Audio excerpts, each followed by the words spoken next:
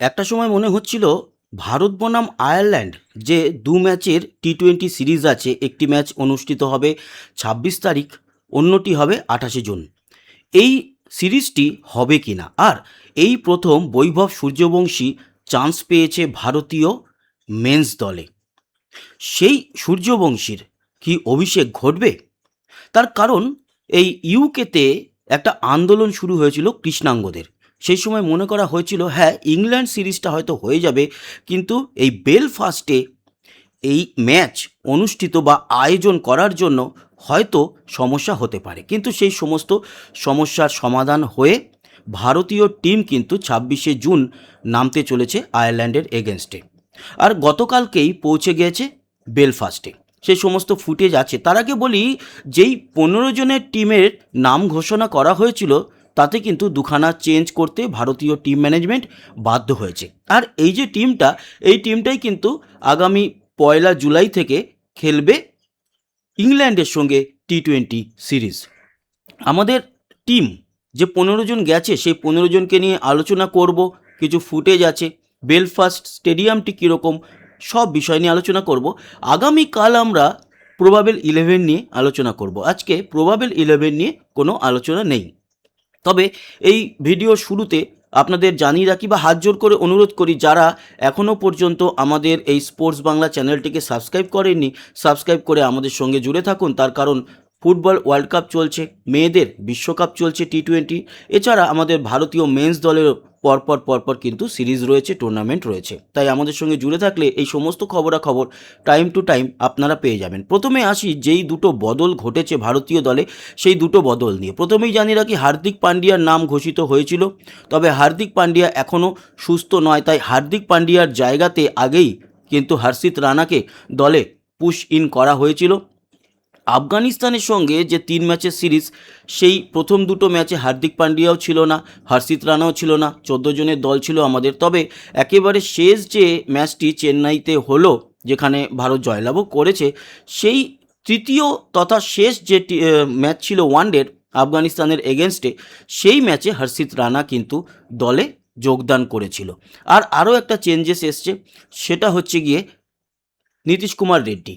এই আফগানিস্তানের সঙ্গে সিরিজের প্রথম ম্যাচে নীতিশ কুমার রেড্ডি চোট পেয়েছিল পায়ে, এবং তারপর দল থেকে ছিটকে যায়। সেই জায়গাতে আর কাউকে নতুনভাবে দলে সংযুক্ত করা হয়নি। তবে এবার এই যে টি-20 সিরিজ খেলতে ভারতীয় দল গেল, সেখানে কিন্তু সূর্যাংশ শেরজেকে দলে আনা হয়েছে। সে দলের সঙ্গে পৌঁছে গিয়েছে বেলফাস্টে বা ইউকেতে। এবার আসি, এই যে আমাদের টিম মুভমেন্ট করলো, বেলফাস্টে পৌঁছালো, তার কিছু ফুটেজ আছে, সেই ফুটেজগুলো আপনাদেরকে দেখাই। প্রথমে দেখাই আমাদের ভারতীয় টিম যখন রওনা দিচ্ছিল, এয়ারপোর্টে পৌঁছায়, সেই এয়ারপোর্টে পৌঁছানোর দৃশ্য। সেই বাস এসে পৌঁছালো, এবং অবশ্যই এখানে সবার নজর বৈভব সূর্যবংশীর দিকে।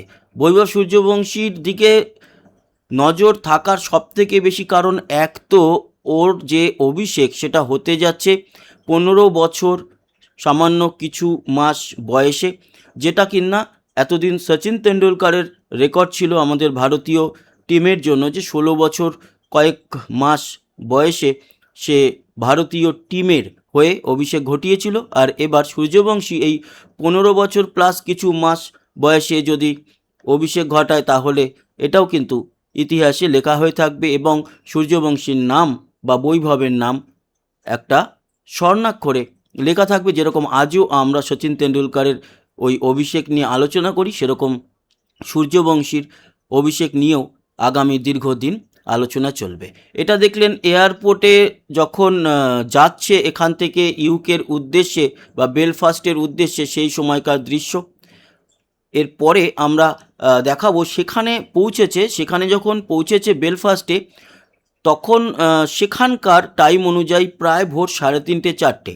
বেশ কিছু ভারতীয় দর্শক, এই যে দেখতে পাচ্ছেন সূর্যবংশীকে, ভারতীয় দর্শক বা ওখানে যে ছাত্ররা পড়াশোনা করে তারা ভিড় জমিয়েছিল, তবে তাদেরকে প্রবেশ করতে দেয়নি। বাস যেখানে থামে তার বেশ কিছুটা আগে ব্যারিকেড করে তাদেরকে আটকে দেওয়া হয়, তবে সেখান থেকেও তারা কিন্তু বেশ চিয়ার আপ করছিল আমাদের ভারতীয় দলকে। ওখানে যখন পৌঁছলো সেখানকার দৃশ্য আপনাদের দেখাই, এই যে দেখতে পাচ্ছেন। এবং বৈভবের উপরে কিন্তু সবার ইন্টারেস্ট। ওই যে বৈভব ঢুকছে বাইরে থেকে, যারা ব্যারিকেডের পিছনে দাঁড়িয়েছিল ওই ভোর রাতেও 3:30 4টের সময়ও কিন্তু বেশ কিছু ভারতের ফ্যান্স তারা কিন্তু জমায়েত হয়েছিল। দেখতে পাচ্ছেন ওখানে নামার সময় একেবারেই চারিদিকে অন্ধকার। ওখানকার লোকজন সেরকম কিছু আসেনি, বা ওখানকার যে ম্যানেজমেন্টের লোকজন আছে, হোটেলের স্টাফ আছে, তারা তো অবশ্যই হেল্প করছিল। তবে আমাদের ভারতীয় যে ফ্যান্স, তাদের তো অভাব নেই সারা পৃথিবীতে, তাদেরকে দেখা গিয়েছে। এই হলো গিয়ে টিমের ইনফরমেশন দিলাম। মনি মর্কেল, ওখানে টি দিলীপ, সবাইকে দেখতে পাচ্ছি। আমাদের টিমও কিন্তু প্রবেশ করে গেছে হোটেলে। আজকে সম্ভবত বিশ্রাম নেবে, আগামীকাল 25শে জুন প্র্যাকটিসে নামবে, মাঠ দেখবে, এবং তারপরে সমস্ত যে প্লেয়ারের সম্ভাব্য একাদশ, সেই একাদশ গঠন হবে। তবে মোটামুটি একাদশ কীরকম হতে পারে সেটা আমরা কালকে আলোচনা করব। তার আগে দেখাই এই যে মাঠটি যেখানে খেলা, সেই মাঠটি কীরকম জায়গায় অবস্থিত। মাঠটি কিন্তু খুব সুন্দর, আর গ্যালারি একদম নেই বললেই চলে। স্টরমন্টের এই যে জায়গাটি, এই জায়গাটি কিন্তু মানে একটা স্পোর্টস কমপ্লেক্স। সেখানে শুধু যে এই ক্রিকেটের গ্রাউন্ড রয়েছে তাই নয়, সেখানে ফুটবল গ্রাউন্ড রয়েছে, তারপরে আরও স্পোর্টসের অনেকগুলো, একটা একাডেমির মতো স্টরমন্টে। এবং এই জায়গাটি খুব পরিষ্কার পরিচ্ছন্ন, এবং দেখতেই পাচ্ছেন একেবারে সবুজে সবুজ, খুব মানে সুন্দর একটি জায়গা স্টরমন্ট। সেখানে দেখুন, এখানে রয়েছে একটি ফুটবল গ্রাউন্ড, হকিরও গ্রাউন্ড রয়েছে, ক্রিকেটের এখানে আপনারা দেখতে পাচ্ছেন একটি প্র্যাকটিস গ্রাউন্ড রয়েছে। ফুটবল গ্রাউন্ড তো ওখানে অনেকগুলো রয়েছে। এই দেখুন ছোট ছোট অনেকগুলো ফুটবল গ্রাউন্ড। আর যেই মাঠে খেলা সেটা হচ্ছে এই বেলফাস্টের এই মাঠে খেলা। এই মাঠে আপনাদের জানাই প্রপার গ্যালারি নেই, কিছু কিছু জায়গাতে ওই তাঁবুর মতো লাগিয়ে খেলা দেখে, আর ওই মেকশিফট অ্যারেঞ্জমেন্টের মতো কিছু কিছু বসার জায়গা চেয়ার পেতে তৈরি করা হয়। মাঠটি খুব পরিষ্কার পরিচ্ছন্ন। এই মাঠেই আগামীকাল নামতে চলেছে আমাদের ভারত, এবং আগামীকাল নয়, মাফ করবেন, 26শে জুন পরশু দিন, আজকে হচ্ছে গিয়ে বুধবার, শুক্রবার নামতে চলেছে আমাদের ভারতীয় টিম। আর কালকে আমাদের মেয়েদের টি20 ওয়ার্ল্ড কাপে বাংলাদেশের এগেনস্টে খেলা আছে সন্ধ্যে 7টা থেকে। সেটা নিয়েও আমরা আলোচনা করব, কীরকম 11 হতে পারে সেটা নিয়ে পরের ভিডিও আমাদের আসছে। এই যে ম্যাচটিতে আমাদের যে 15 জন, সেই 15 জনকে নিয়ে একবার আলোচনা করি। শ্রেয়াস আইয়ার আমাদের ক্যাপ্টেন, এই ক্যাপ্টেন বদল হয়েছে। সূর্যকুমার যাদব ছিল এতদিন ক্যাপ্টেন, এবং সূর্যকুমার যাদবের হাত ধরেই আমরা এবছর টি20 বিশ্ব চ্যাম্পিয়ন হয়েছি।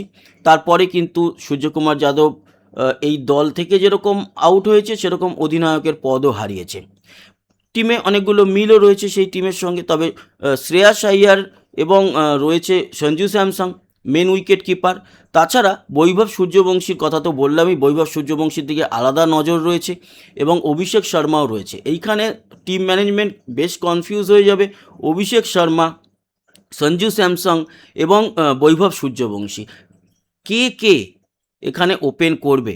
তবে বৈভব সূর্যবংশীর সঙ্গে কিন্তু ওপেন করার চান্স রয়েছে অভিষেক শর্মার, এছাড়া সঞ্জু স্যামসং, এই দুজনের মধ্যে একজন। সেই সময়কার বা মাঠের পরিস্থিতি অনুযায়ী ডিসিশন হবে। তবে সূর্যবংশীর অভিষেক ঘটবে এই সিরিজে, এটা কিন্তু মোটামুটি একটা পরিষ্কার হয়ে গেছে। আয়ারল্যান্ডের এগেনস্টেই তার অভিষেক হচ্ছে। এই 4 জন ছাড়াও রয়েছে তিলক বর্মা, রয়েছে ঈশান কিষান আমাদের সেকেন্ড উইকেট কিপার, এবং ঈশান কিষানও খেলবে। তবে ইংল্যান্ডের যে সিরিজ রয়েছে, সেই সিরিজ অনেকগুলো ম্যাচ রয়েছে, 5খানার মতো ম্যাচ রয়েছে টি20, সেই সিরিজের কথা ভাবলে ঈশান কিষান হয়তো আয়ারল্যান্ডের এগেনস্টে নাও খেলতে পারে। সেগুলো নিয়ে তো কালকে আলোচনা করব। এছাড়া রয়েছে বাপু আবার দলে ফিরে গেছে, অক্ষর প্যাটেল, শিবম দুবে তো আমাদের টি20 দলের একটা বড় সদস্য, মধ্যমণি। তো শিবম দুবে তো থাকছেই। ওয়াশিংটন সুন্দর অবশ্যই থাকছে। অর্শদীপ সিং থাকছে, প্রসিদ্ধ কৃষ্ণা এবং হর্ষিত রানাকে নেওয়া হয়েছে হার্দিক পান্ডিয়ার জায়গায়, এবং রবি বিষ্ণই আমার খুব ফেভারিট একজন স্পিন বোলার।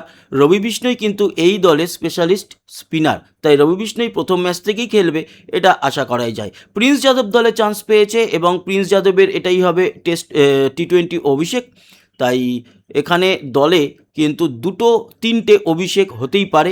বৈভবের তো অভিষেক ঘটছে, প্রিন্স যাদবেরও ঘটতে পারে এটা মনে করছি। এবং আরও একজন প্লেয়ার ইন্ডিয়া টিমে চান্স পেয়েছে, 24 বছরের প্লেয়ার সূর্যাংশ শেরজে। ও কিন্তু এই আমাদের যে ইন্ডিয়া এ টিম গেছিল শ্রীলঙ্কাতে এবং চ্যাম্পিয়ন হয়ে ফিরেছে, সেই দলেরও সদস্য ছিল এবং আমাদের আইপিএলেরও একজন সদস্য, মুম্বাইয়ের হয়ে খেলেছে এবছর, সম্ভবত কার হয়ে খেলেছে মনে পড়ছে না, যাই হোক। তো এই হচ্ছে গিয়ে আলোচনা। এবার আমরা দেখে নেব এই যে ম্যাচটি, এই ম্যাচটিতে মোটামুটি এখন এই মুহূর্তে দাঁড়িয়ে কত শতাংশ উইন প্রবাবিলিটি বলছে। আগামীকাল তো আরও ডিটেল আলোচনা আমরা করব। তো আয়ারল্যান্ড বনাম ইন্ডিয়ার এই ম্যাচটি সন্ধ্যে 6টা থেকে হবে কিন্তু 26শে জুন। স্টেডিয়ামের নাম তো বললামই। তো উইন প্রবাবিলিটি বলছে 96% ইন্ডিয়ার জেতার চান্স এবং আয়ারল্যান্ডের মাত্র 4%। অতএব ম্যাচটি সম্পূর্ণই ভারতের দিকে পাল্লা ঝুঁকে রয়েছে, সেটা ভারতীয় ফ্যান্সই হোক আর আয়ারল্যান্ডের ফ্যান্সই হোক, দুই ফ্যান্সরাই জানে বা দুই দেশের মানুষই জানে এটা ইন্ডিয়ার দিকে অনেকটা ঝুঁকে রয়েছে। তো এই ছিল আলোচনা। এছাড়া আমাদের টিমের তো মোটামুটি সবাইকে নিয়ে আলোচনা করলামই। বৈভব সূর্যবংশীর ছবিও এখন এখানে লাগাইনি। সূর্যাংশ শেরজের ছবি চলে এসছে, কিন্তু বৈভবের ছবিটাও লাগানো উচিত ছিল, হয়তো চলে আসবে পরে। স্টরমন্ট বেলফাস্টে খেলা প্রথম ম্যাচ। দ্বিতীয় আর একটা ম্যাচ রয়েছে, সেটা নিয়ে আবার পরে আলোচনা হবে 28 তারিখে। তার আগে তো আমরা আগামীকালকে নিয়ে আসছি যে প্রবাবেল 11 কীরকম হতে পারে। তো ভালো থাকবেন, সুস্থ থাকবেন, আবার দেখা হচ্ছে আগামীকাল যে বাংলাদেশ বনাম আমাদের মেয়েদের টি-20 ম্যাচ রয়েছে বিশ্বকাপের, তাই নিয়ে আলোচনায়। ততক্ষণের মতো টাটা।